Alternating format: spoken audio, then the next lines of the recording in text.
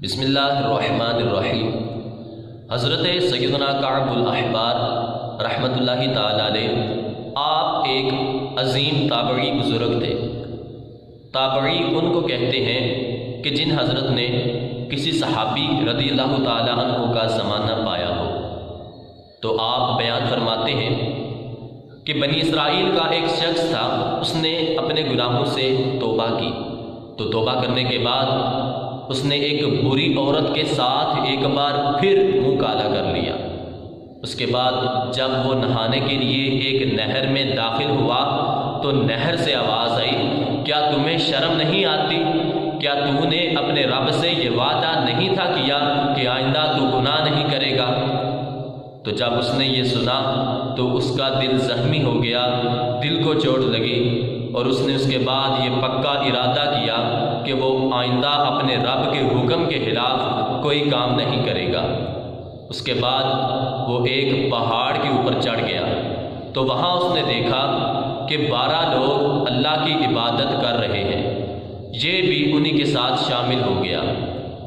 کچھ عرصہ گزرا، تھوڑے وقت کے بعد وہاں ان کا کھانا پانی ختم ہو گیا، وہاں قحط پڑ گیا، تو وہ نیک لوگوں کا گروہ کھانے کی تلاش میں شہر کی طرف چل پڑا، تو رستے میں وہی نہر آ گئی۔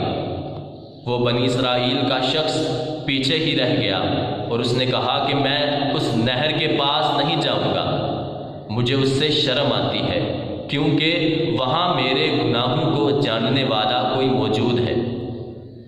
تو باقی لوگ وہیں گئے، وہاں انہوں نے نہر سے پانی پیا تو نہر نے ان سے پوچھا کہ تمہارا دوست کدھر ہے؟ تو انہوں نے کہا کہ ہمارے دوست نے ہم کو بتایا ہے کہ یہاں اس کے گناہوں کو جاننے والا کوئی موجود ہے جس سے اس کو شرم آتی ہے۔ تو نہر نے ان سے کہا کہ کیا اگر تمہارا کوئی دوست تمہیں تکلیف دے پھر وہ تم سے معافی مانگ لے تو کیا تمہاری اس سے صلح نہیں ہو جاتی؟ تو لہٰذا اس بندے نے گناہوں سے توبہ کر لی ہے اور اللہ کی عبادت شروع کر دی ہے، تو اللہ نے اس کے گناہ معاف کر دیے ہیں اور اس کی اللہ سے صلح ہو گئی ہے۔ تو لہٰذا تم اس کو یہاں لے آؤ اور میرے کنارے پہ ہی تم عبادت شروع کر دو۔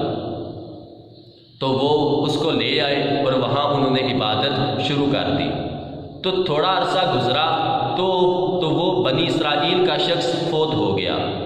تو اس کے انتقال کے بعد نہر نے کہا کہ اس کو میرے پانی سے نہلاؤ، یہاں غسل دے کے اس کو میرے کنارے پہ ہی دفن کر دو تاکہ قیامت کے دن اس کو یہیں سے اٹھایا جائے۔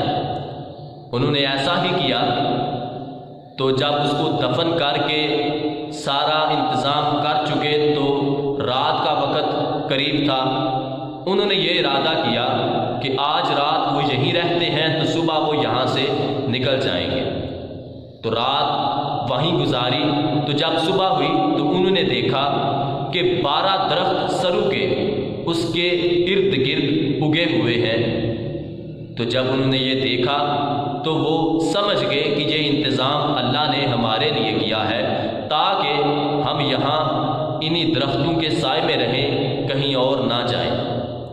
وہ وہیں رہنا شروع ہو گئے۔ تو ان میں سے جو کوئی فوت ہوتا تو اس کو وہیں پر دفن کر دیا جاتا، اور بنی اسرائیل کے شخص، بنی اسرائیل کے لوگ ان کی قبروں کی زیارت کے لیے وہاں آیا کرتے تھے۔ تو پتہ چلا کہ اگر گناہ ہو جائے تو ہمیں توبہ کرنی چاہیے، پھر گناہ ہو جائے تو پھر توبہ کرنی چاہیے، پھر گناہ ہو جائے تو پھر توبہ کرنی چاہیے، پھر گناہ ہو جائے تو پھر توبہ کرنی چاہیے۔ اللہ کی رحمت سے نا امید نہیں ہونا چاہیے۔ اللہ کی رحمت بڑی وسیع ہے۔ اللہ کی رحمت گناہوں کو معاف کرنے سے کم نہیں ہو جائے گی۔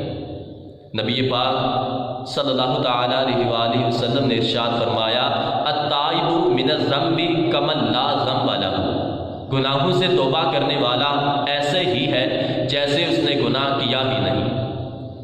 تو پتہ چلا کہ گناہ اگر ہو جائے تو اس اس کے بعد توبہ کر لینے سے رب تعالیٰ اپنی رحمت سے گناہوں کو معاف کر دیتا ہے۔ تو اللہ کی رحمت سے نا امید نہ ہوں، ہمیں چاہیے کہ پہلے تو ہم گناہوں سے باز رہیں، اور اگر گناہ ہو جائے تو اللہ کی رحمت سے نا امید نہ ہوں، توبہ اور استغفار کا سلسلہ جاری رکھیں، اور اللہ تعالیٰ سے دعا ہے کہ رب تعالیٰ ہم سب کو گناہوں سے پاک زندگی عطا فرمائے۔